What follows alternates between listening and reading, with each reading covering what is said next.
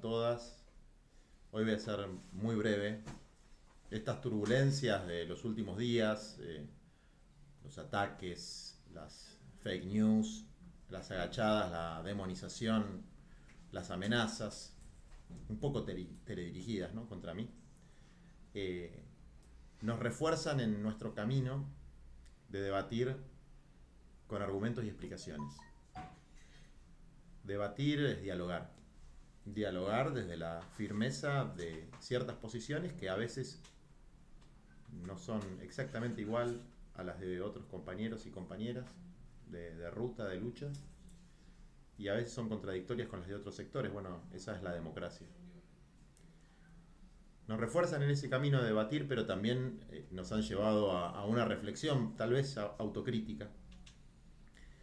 Varias reflexiones, pero bueno, digo una que se me ocurre: la necesidad imperiosa de mostrar el carácter colectivo de nuestras construcciones sociales, de nuestras ideas políticas que vamos elaborando por aproximaciones sucesivas de acuerdo a cómo se van dando los acontecimientos en la realidad, haciendo un esfuerzo por expresarnos, porque tenemos derecho a expresarnos, y tratando también que no nos usen, ¿no?, que no nos usen los que quieren estigmatizar a los movimientos sociales y populares y a los que quieren hacerle daño a los procesos de transformación y de cambio positivo que creemos que vienen en la Argentina. Desde luego, nada más lejos de mi voluntad que dañar al Frente de Todos. Le agradezco a Alberto las palabras de afecto que tuvo en las últimas horas. Yo creo que nos quieren llevar de alguna manera una cultura política muy individualista, casi empresarial.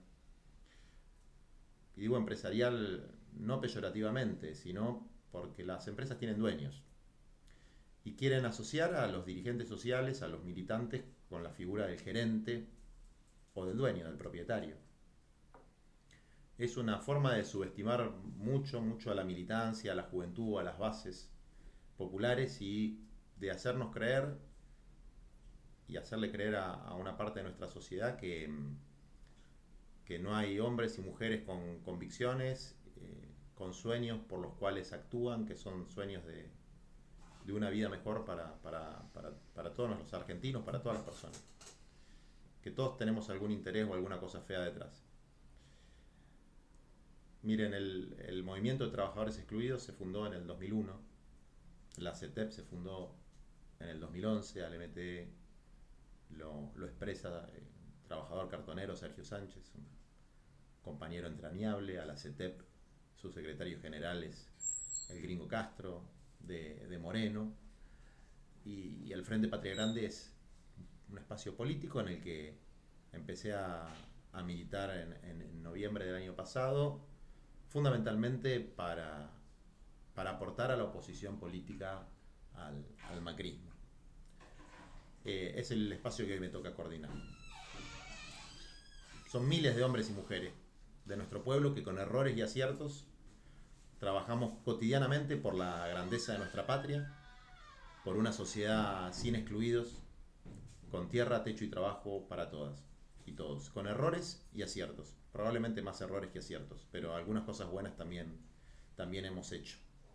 Así que en las próximas ediciones de este programa, que lo vamos a seguir haciendo, les voy a ir presentando a algunos compañeros, compañeras, dirigentes del MTE o de la CETEP o del Frente Patria Grande, para ir hablando de los distintos temas de los que queríamos conversar, ¿no?, del programa de Tierra, Techo y Trabajo y de algunas otras cosas más. Hoy los invité a que dialoguen con ustedes a mi compañero Agustín Burgos del MTE, que trabaja en una cooperativa de construcción de Luján. Ahí está Agustín. Y a Laura Sibeli, que trabaja en Villa Itatí, en Quilmes, acompañando su trabajo remunerado, acompañando emprendedores, no para el movimiento, sino para una ONG muy importante. Trabaja en relación de dependencia con esa ONG, pero que además de eso, además de las horas que ponen en su laburo para ganarse el pan, como la mayor parte de nuestros militantes, que son militantes que además se ganan el pan haciendo una actividad productiva, un trabajo concreto, Además pone muchas horas, mucho tiempo, mucho esfuerzo de trabajo voluntario, de trabajo gratuito en el mejor de los sentidos, de la gratuidad, ¿no? De darse al otro en nuestro movimiento, en el movimiento de trabajadores excluidos, y que van a hablar un poco del eje de trabajo, de la cuestión de la economía popular. Así que los compañeros que están ayudando en la producción del programa, se les ocurrió pasar un video de una campaña Reciclado en Nuestras Manos, que desarrollamos desde el MTE y la Federación de Cartoneros y Recicladores. Así que con eso los dejo yo. Acá tenemos el micrófono en esta balanza, que no está rota de casualidad, es una metáfora de la doble vara, de un poco de cómo está la justicia en la Argentina. No solo el poder judicial, sino la justicia en el sentido más profundo de la palabra. Es que cada uno tenga lo que merece y lo que necesita. Así que les dejamos el video y después siguen con Agustín y con Laura. Un abrazo y un saludo fuerte para todos.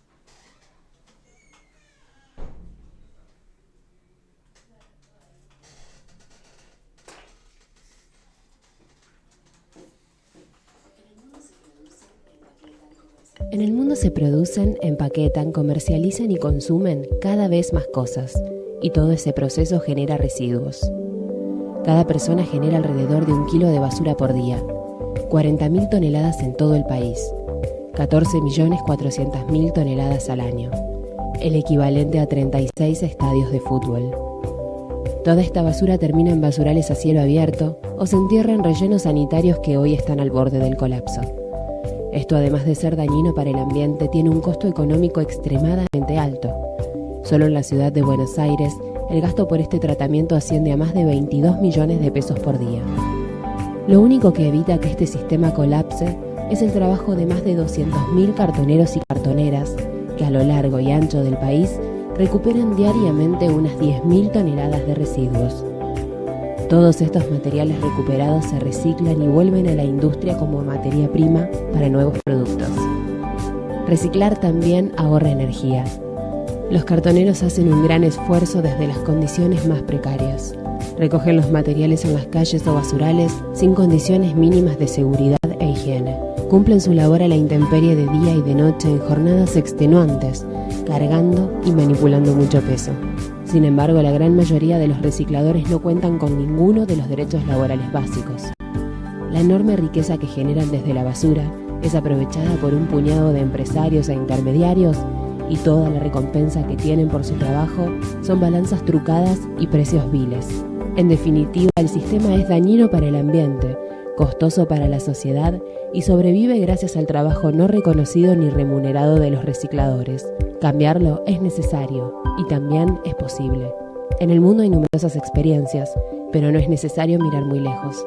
Las cooperativas de cartoneros y recicladores de la ciudad de Buenos Aires lograron que se implemente un sistema de gestión social de reciclado, conocido y premiado internacionalmente por su eficiencia, sustentabilidad y valor social.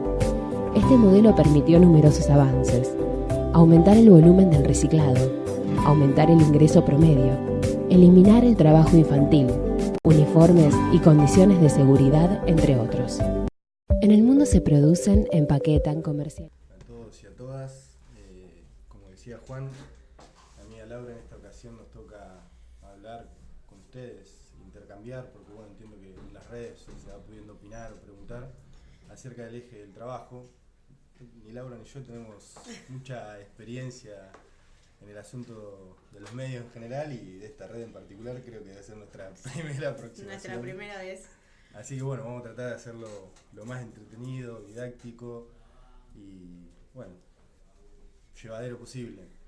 En principio, haciendo como una breve, o tratando de hacer una breve introducción, nos tocaba hablar del trabajo en términos generales y al mismo tiempo de nuestra herramienta, nuestra perspectiva, nuestro método organizativo en función de los trabajadores y trabajadoras excluidos en particular, y haciendo como una breve historización, digamos, ¿no? Creo que hay que hablar como de dos elementos concretos, digamos, ¿no? Que tiene que ver con las transformaciones que se han dado en el seno general de la sociedad, puntualmente en el sistema mundo que vivimos, que es el capitalismo, sobre la última etapa del siglo XX En Latinoamérica.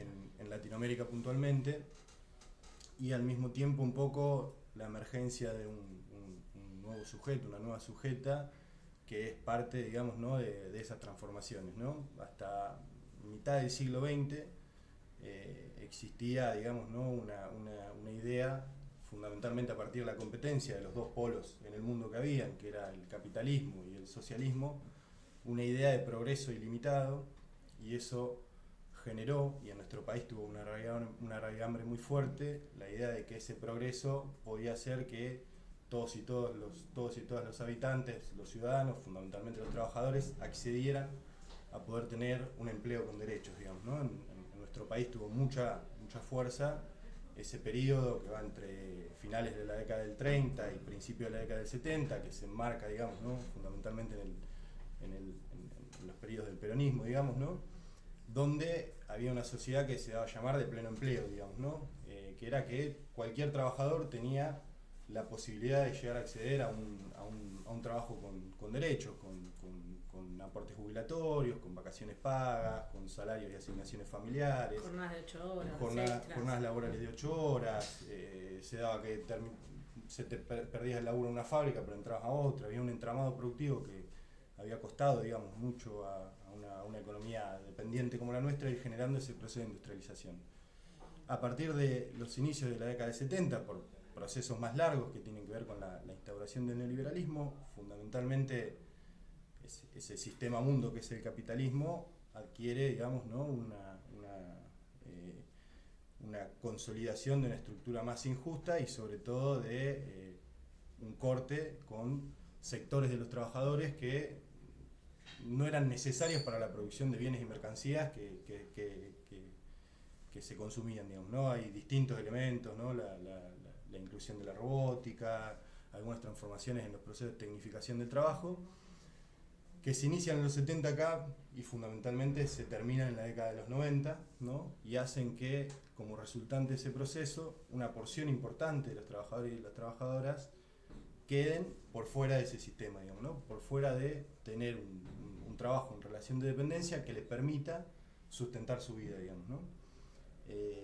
Eso en nuestro país se expresa fundamentalmente con lo que fue la generación de desocupación, digamos, ¿no? Sobre todo se empieza a ver con muchísima fuerza a mitad de los 90, y como todo en nuestra sociedad suceden cosas, podemos decir, por arriba, con esos fenómenos de transformaciones más generales, pero también suceden cosas por abajo, y el pueblo argentino se caracteriza por ser un pueblo muy inquieto, digamos, ¿no? Un pueblo que no se subsume, digamos, ¿no? a las condiciones que le son dadas por los sectores de poder, y se genera también un movimiento fundamentalmente de organización básica, pero sobre todo disruptivo, digamos, ¿no? De lucha y sobre todo callejera, que se expresa centralmente en lo que son las jornadas de lucha del 2001, digamos, ¿no? Diciembre del 2001, que se termina derrotando, se termina yendo el gobierno de la Alianza, con un movimiento social que empieza a generarse a partir de organizar esos sectores excluidos, ¿no? Empezar a organizarse con reivindicaciones muy básicas, ¿no? Que era contra el hambre y la desocupación, básicamente, ¿no? Y se inicia en esta transformación estructural, digamos, ¿no? Del capitalismo, como decía antes, aparece la emergencia de este nuevo sector, de este nuevo sujeto, que es quien es un trabajador sin derechos, digamos, ¿no? Y bueno, empezamos el recorrido de distintas organizaciones, el MT es una de ellas, en función de ver qué estrategia nos dábamos, pibe, joven, no sí, sé, ahí si yo, querés, sí. quizás Agustín y yo venimos de una experiencia militante vinculada a los movimientos desocupados en su momento, pero también que somos parte esto de pensar el sujeto y un movimiento, la irrupción de los movimientos sociales en una agenda que no estaba dentro, por lo menos de nuestro país.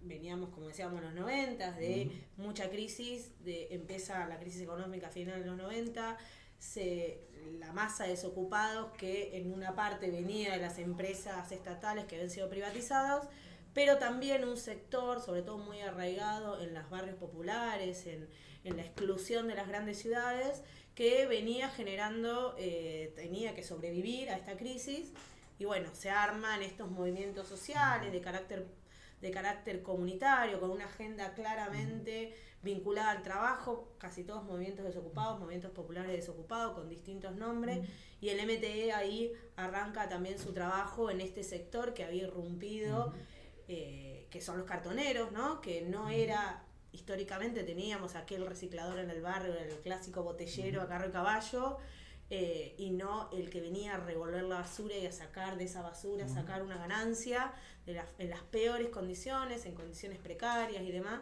Se empieza a organizar y ahí también se empieza a pensar quién es este sector, ¿no? ¿Quién es el cartonero? ¿Qué hace el cartonero? ¿Por qué trabaja diariamente? ¿Viene todos los días a la ciudad? ¿Cuánto gana? ¿Por qué no tiene condiciones laborales? ¿A quién está haciendo ese servicio, no? Esto de está trabajando para una ciudad y esa ciudad, esa basura en vez de irse a enterrar, termina yéndose y vuelve a la puesta en valor a la industria y empieza a generarse una actividad económica y de miles, ¿no? Porque estamos hablando de miles de personas que venían de las áreas, sobre todo los conurbanos de las grandes ciudades, tanto Buenos Aires, Rosario, Córdoba, y otras ciudades, en el cual trabaja diariamente, y nosotros desde ahí, Agustín y yo nos fuimos sumando posteriormente, pero en esta dinámica de pensarse como trabajadores. O sea, creo que Argentina tiene una tradición histórica de la organización desde el trabajo, ¿no? De estar desocupado, que es no accedo al trabajo, estoy trabajando en condiciones malas, y también hay una lectura de un mundo que cambia,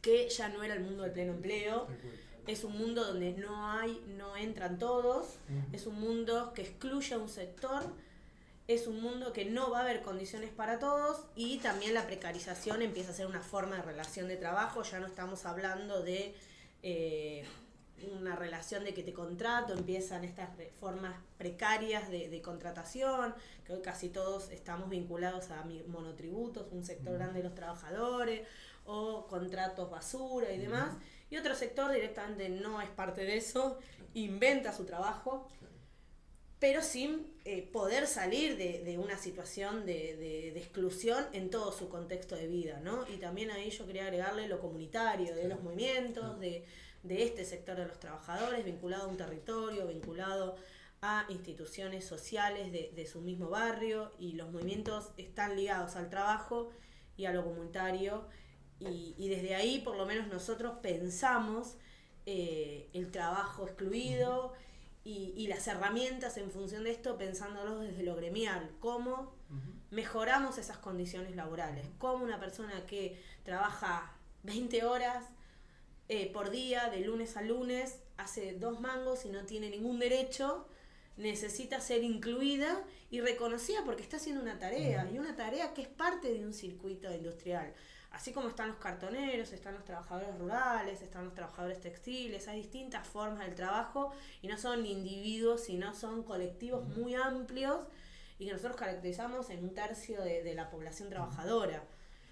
Entonces, la organización del trabajo para nosotros es central, y en la pelea de esas condiciones donde vamos armando lo que es la CETEP, el MTE, y en ese sentido hoy venimos trabajando lo que es pensar un eje de trabajo para mejorar esas condiciones, y para mí es algo importante pensarlo también desde los trabajadores, ¿no? Esto de que no hay recetas por afuera ni mágicas, podemos ser parte, nosotros peleamos para que cualquier política pública para este sector debe estar incluida, debe estar tenida en cuenta.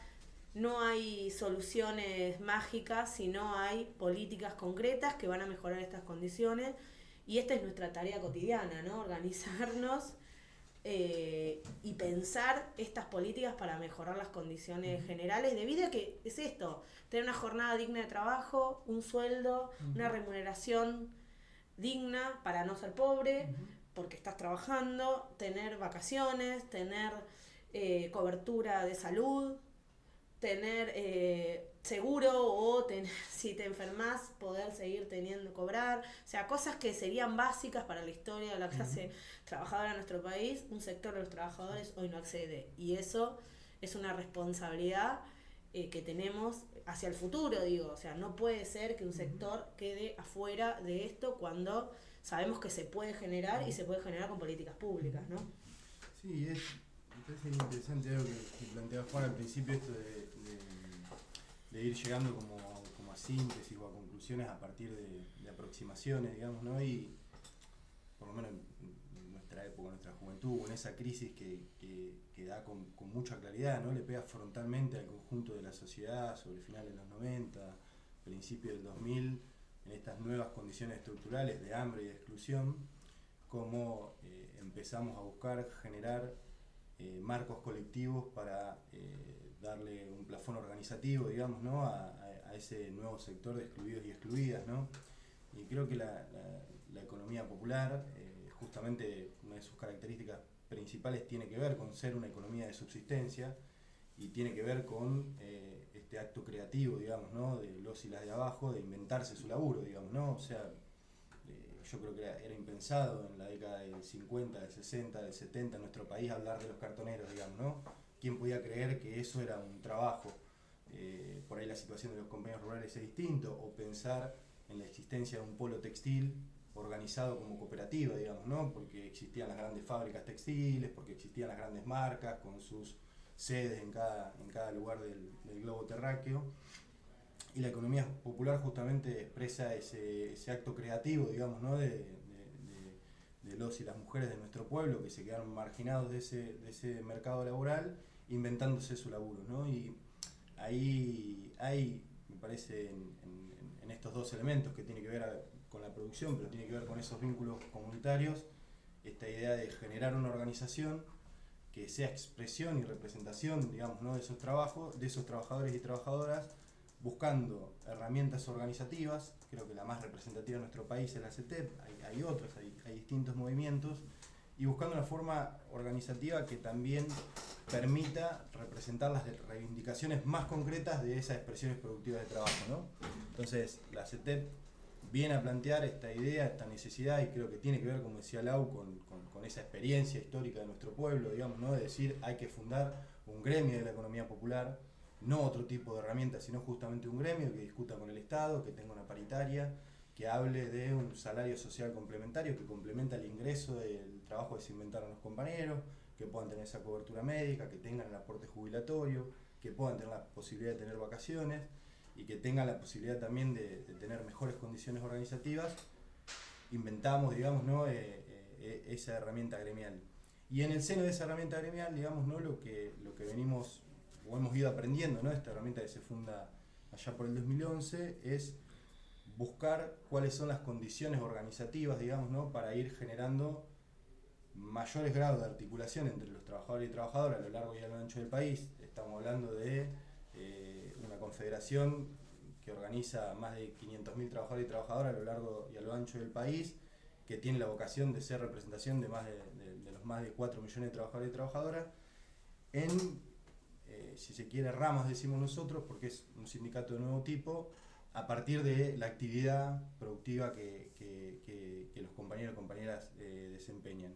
Y hay un fuerte trabajo que venimos haciendo en estos últimos años que tiene que ver justamente con ir construyendo las demandas, digamos, ¿no? de cada rama, los tipos organizativos de cada rama, digamos, ¿no? Porque no tienen las mismas características de organización los compañeros y las compañeras de cada una de estas ramas, y poder tener un programa de reivindicación con el Estado, al mismo tiempo de generar más y mejores niveles de organización, ¿no? Ahí podemos decir, como decía Lau al principio, que hay como dos niveles, por así decirlo, no dos niveles, ese es un debate que tuvimos, ¿no? Sí. Más bien dos lógicas organizativas, una vinculada a más bien al cuidado, a la forma más comunitaria de la vida social, que en nuestro caso incluye los trabajos sociocomunitarios, que tiene que ver con merenderos, con comedores, con jardines comunitarios, con clubes de barrio. Con clubes de barrio, con orquestas comunitarias, con un enorme trabajo de recuperación de pibes de las adicciones, que es enorme el trabajo que llevan adelante los compañeros y compañeras de Vientos de Libertad, y otra parte que está más vinculada, si se quiere, al trabajo productivo en términos de o generación de mercancías o servicios, digamos, ¿no? Que tiene que ver con la rama de construcción, con cooperativas que han construido viviendas a lo largo y a lo ancho del país, o mejoras de obra pública, digamos, ¿no? En los barrios donde habitamos. La rama de trabajadores rurales. La rama de rurales, la rama de trabajadores de la vía pública, que son aquellos que, por ejemplo, trabajan vendiendo en las ferias, en calles, o cuidan coches, lavan autos. Hay distintas formas de organizar eso. Tenemos ramas de cartoneros, o sea, cartoneros, carreros, recicladores, con distintas realidades, ¿no? Tenemos la realidad del recuperador urbano en la ciudad recolectando material, y tenemos la realidad del cartonero en un basural a cielo abierto, en el cual trabaja en las peores condiciones que puedan existir, revolviendo basura sin ningún tipo de guantes, de techo, de baño, con los pibes, y esa es la realidad también, y trabajan, y ese material vuelve a la industria, y ese material hace ese ciclo de recuperación, pero esa persona que saca el material de la basura es totalmente excluida del trabajo y de las condiciones laborales. Tenemos en las ramas de rurales tenemos muchas realidades distintas, aquel que produce el hortícola, aquel que es un campesino y tiene sus chivos, sus cabritas, aquel que pesca. Digo, hay como una realidad muy diversa en nuestro país. Bueno, nosotros intentamos desde ahí construir y pensar con todo ese sector, porque no es una tarea nuestra, y el MTE trata de empoderar a ese sector, tiene que ser el protagonista de su propia historia, pero también de la decisión de hacia dónde quiere ir y cómo quiere mejorar sus condiciones de trabajo. Nosotros no podemos ir a decirle a alguien, esto no es así, ahora tenés que trabajar y meterte acá adentro. Lo tratamos de convencer, de buscarle forma, de discutir con los compañeros. Textiles también, esto de sacar el trabajo de una casa y poderlo llevar a un polo de forma cooperativa y poder mejorar las condiciones, y tener esta frase de la casa para vivir y el polo para trabajar. Entonces, que también tus chicos no estén en el marco de tu trabajo en la vivienda. Por eso los jardines comunitarios son algo muy importante para nosotros. Nosotros vivimos la realidad que nuestros compañeros salen a carrotanear con el pibe, que está en la quinta con el pibe, y entendemos que la niñez, ese es nuestro futuro y hay que cuidarla. Y en ese sentido hemos armado jardines, clubes y demás, pero también ahí empezamos a hoy encarar otro lugar de trabajo que está muy invisibilizado, quizás muchas veces desde las mujeres, que es el trabajo de cuidado, pero también el trabajo comunitario de cuidado, que es esto de el comedor, la copa de leche, la guardería, donde un montón de compañeras y compañeros se encargan de cuidar a los chicos y no tienen un reconocimiento formal de esa tarea, y no tiene condiciones, y son tareas hechas desde el amor, pero son trabajo, y ese trabajo hay que reconocerlo. Entonces también el trabajo sociocomunitario hoy está debatiendo su rol como trabajadores, y creemos que toda esta diversidad del trabajo puede mejorar sus condiciones si hay políticas públicas en ese sentido y voluntad política para transformarlo.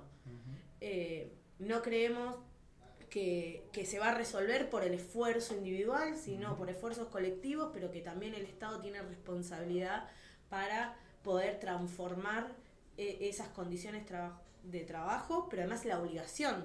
O sea, nosotros tenemos convenios de derechos laborales y que lo tienen que tener todos los trabajadores y trabajadoras de este país. Entonces no puede haber un trabajador que trabaje en un basural pinchándose con las manos, sacando basura, con sus hijos al lado, porque estamos no siendo consecuentes con los derechos de todos los trabajadores y de todos los ciudadanos de este país. Entonces, cuando nosotros peleamos por los derechos, lo que hacemos es pelear por algo que todos acordamos dentro de la Constitución, y que hay una responsabilidad de quien gobierna y del Estado de resolver esto, porque no hay trabajadores de segundo y trabajadores de primero. Hay trabajadores y trabajadoras en este país que son los que ponen adelante y llevan adelante la patria desde distintos lugares. Entonces, es muy importante entender esto. Nosotros no queremos limosnas, lo que queremos es mejorar nuestras condiciones, la de nuestros compañeros, y eso se hace si hay un acompañamiento en las políticas públicas. Los cartoneros viven día a día, como decía Agustín, nosotros hemos peleado por el salario social complementario. El salario social complementario no es un plan, es un reconocimiento que ese trabajador no alcanza a poder llegar al salario vital y móvil, que hoy está entre, no sé en cuánto quedó, Va a quedar en 16.000 pesos, que además 25 en diciembre.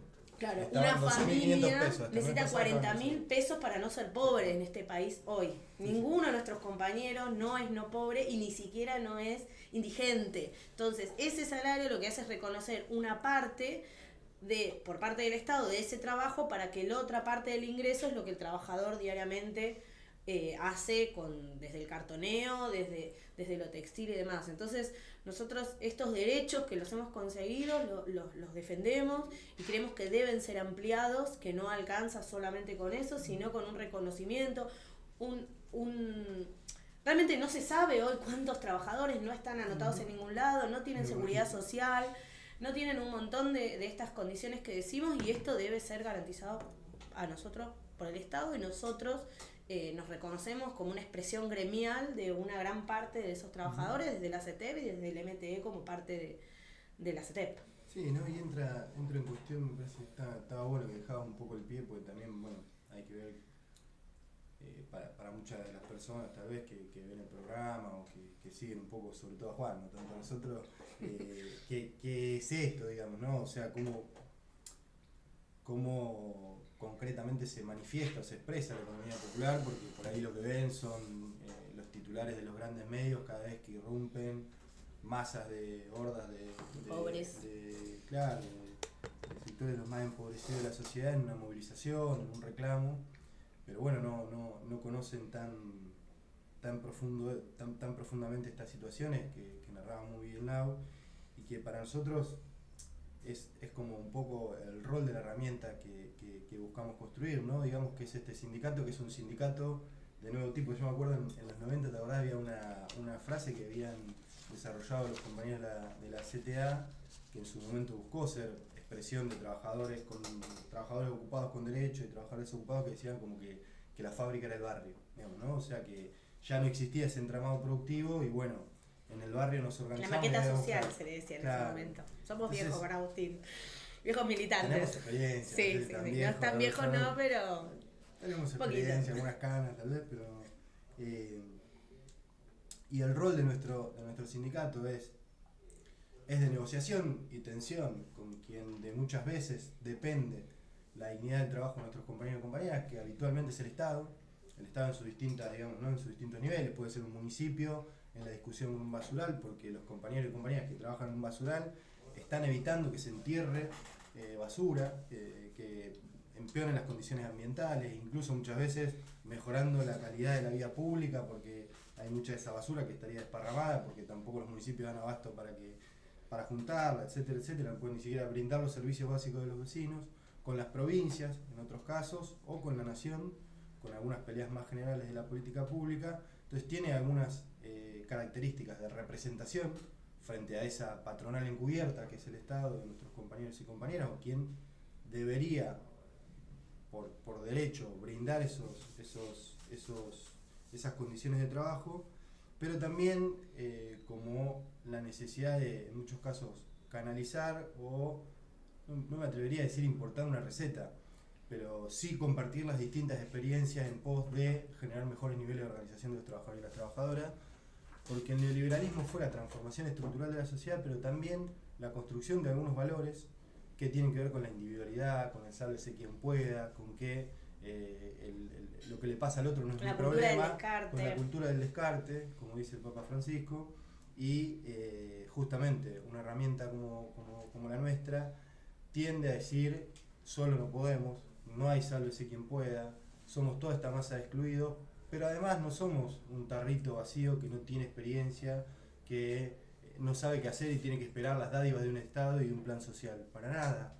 Los trabajadores y las trabajadoras de la economía popular chorrean dignidad, porque justamente son quienes toman en sus manos la posibilidad y la necesidad de generar ese trabajo, de tener la subsistencia de su familia, y en las peores condiciones del país y en las peores condiciones de vida las han generado. Entonces tenemos una tarea, me me atrevo a decir, de contagio, digamos, ¿no? Entre una experiencia y otra. La de los cartoneros es muy interesante, que se ha dado a lo largo y a lo ancho del país, que es justamente decir, bueno, nos organizamos de esta manera, ¿cómo podemos ayudar a compañeros que se organicen, tal vez no de la misma manera, pero de otra manera en otros lugares? Y ese para nosotros es el rol de la organización, ¿no? En esta representación, pero a la vez organización, y también es nuestro rol como militantes, digamos, ¿no? Porque tal vez hemos pasado, yo me acuerdo de tu productivo de serigrafía, hemos sido parte, bueno, yo trabajo muchos años en una cooperativa de construcción, tuve la suerte de aprender el oficio, pero sobre todo de trabajar con muchos compañeros y compañeras, hacer un montón de obras que eran necesarias para la ciudad que habito, pero nos mueve, digamos, ¿no? Como decía Camilo Torres, ¿no? Que uno puede entrar a militar por la panza, por la cabeza, por el corazón.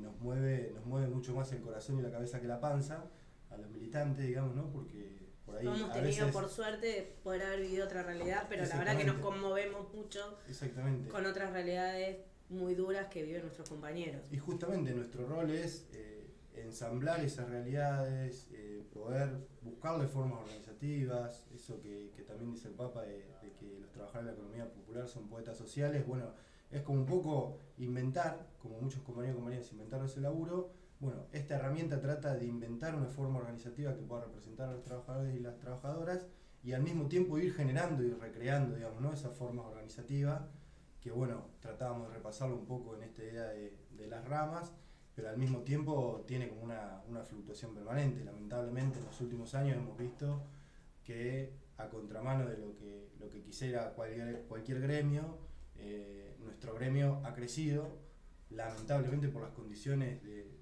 injusticia que ha generado el gobierno actual, que por suerte y por conciencia popular esperemos que este 10 de diciembre se vayan con las valijas bien puestas, pero se ha acrecentado eso y probablemente eso nos demande nuevos esfuerzos para pensar y recrear estas formas organizativas, estas ideas, estas recetas que se van construyendo, ¿no? Esperemos que se haya podido entender esto de qué es la economía popular, qué son los trabajadores de la economía popular. Nosotros todos los días estamos tratando de mejorar estas condiciones, de seguir organizándonos, pero la verdad es que lo hacemos realmente con el corazón y con el compromiso de tener una patria más justa y una vida digna para todos los habitantes de este país.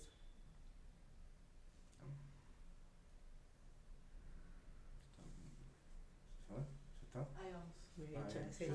habían hecho la seña, claro, Sí. yo estaba preguntando. Ella lo hizo así.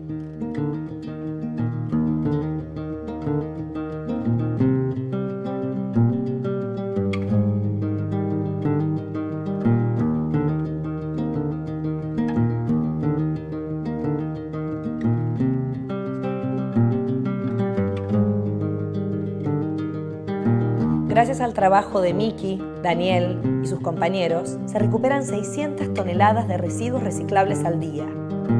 Así se cuida el ambiente, evitando el colapso de los rellenos sanitarios y ahorrando millones de pesos al Estado.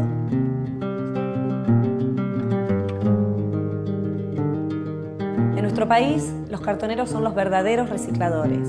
Más de 200.000 recicladores en todo el país recuperan 10.000 toneladas de residuos a diario, sin reconocimiento de su trabajo ni derechos fundamentales. El primer paso es reconocer el servicio ambiental que brinda